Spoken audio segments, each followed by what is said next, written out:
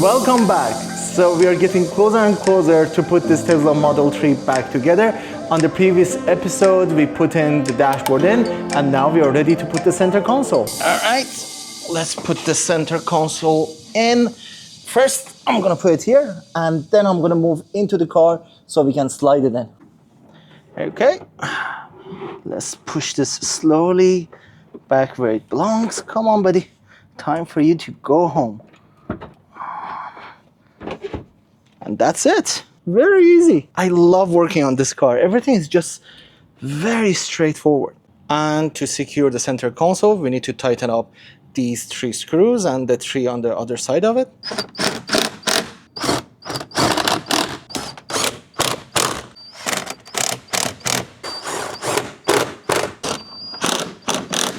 All is left now is to connect this connector back in, and then we put the rear cover in. And with that, we have our center console. And now we can put the passenger side seats and seat belts. So for the seat belt, what we need to do is to connect the connections for the tensioners. And now what we need to do is to kind of tuck this in like this.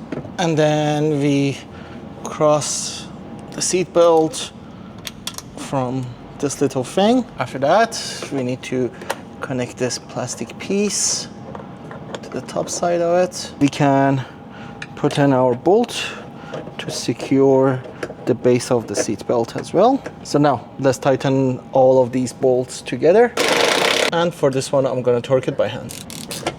After that, all you need to do is to put the passenger side trim piece, and now we are ready to install the passenger seat and the pre-tensioner.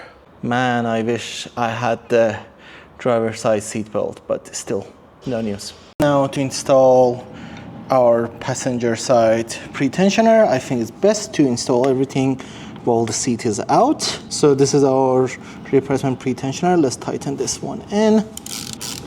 Again, I'm using a hand tool instead of a power tool because these bolts, they go bad so easy, and I really don't want to destroy them. All right. That's very secured. Come on, give me my bit back. Come on, unbelievable. Give me. After that, we can connect our airbag plug, and then we secure it by pushing this orange bit forward. And then we can put the cover of the seat back on it again. Make sure you plug in the connector for the seat controls. All we need to do is to secure the screw so the trim piece doesn't come off, and that's it. Our seat is ready. Once you put the seat back into the cabin and broken your back, we need to tighten these 2 front screws in, and after that, connect this wire so we can move the seat forward and also screw in the back bolts for the seats. All right, I've secured the seats using the 2 bolts for the front, but it's already very late for today.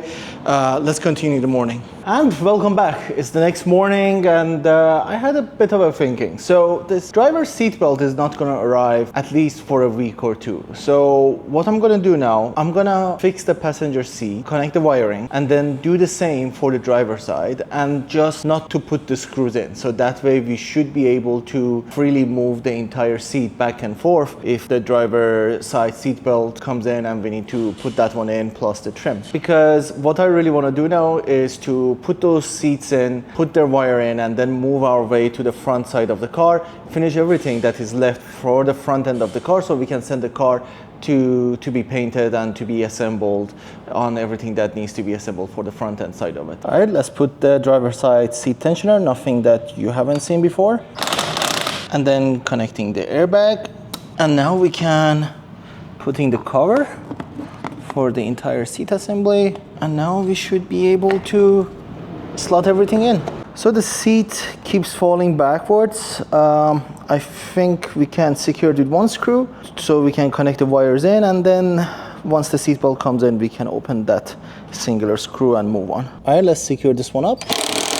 Let's connect the connector for the driver's seat. Push this one in. All right, it's in. And I just connected the whole wiring like this. I'm not gonna put it in just yet until we sort out this issue. I have done the same for the passenger side as well.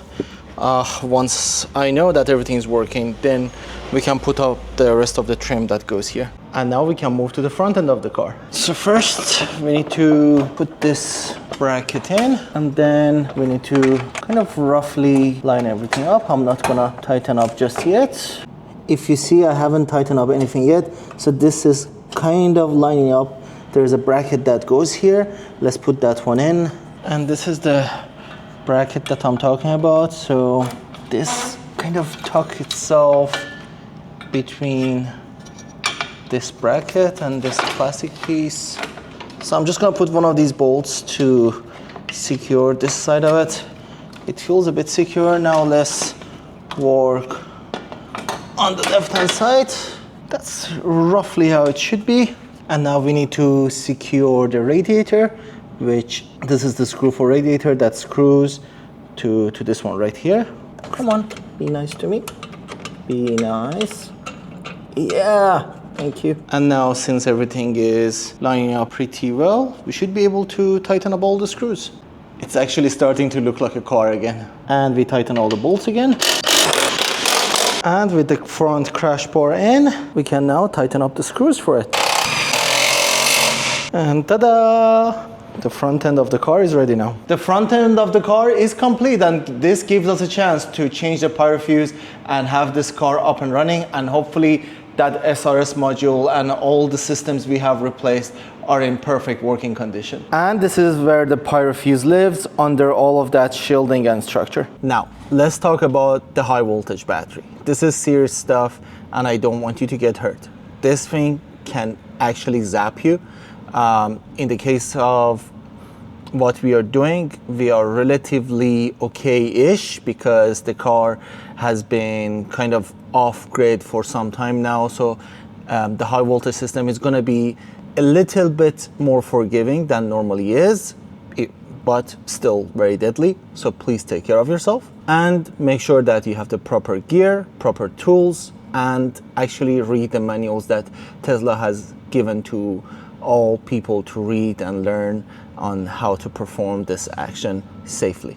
So in order for us to get to the Pyrofuse, we need to remove this shielding. And for that, we need to remove this kind of structure that they have built on top of it, which is held down by these 15 millimeters. So you need to have a 15 millimeter socket for that one. And then there are also some T30 screws right here that you need to have the correct bit for it in order to be able to open it. But the biggest challenge is going to be this. So for that security bolts that Tesla has used all over that shielding, you need to have a bit called EPR10, and the head looks like this. So this is what you're going to need to be able to open that shielding, and this is how a normal Torx looks like. So a normal Torx and an EPR10. All right, let's open these ones first. With those out, now we remove the Torx heads. And now it's time to undo all of the 18 screws around this shielding. And with all of those bolts out, we should be able to simply lift this top case. So these are all of our modules for controlling the high voltage battery. And since we have been into a crash, that thing right there is our Pyrofuse, which is now blown and has disconnected anything that is related to the other side terminal, with which I assume everything on this side. But everything on this side is very much alive, so please be very careful. So the Pyrofuse is held by two 13-inch bolts. And there is no reason for you to touch the bolt. All you need to do is to hold on the Pyrofuse and pull it up. And now we put our brand new Pyrofuse in. And then we tighten up the two bolts. And now we slowly put back the shielding. And now we start tightening up the screws.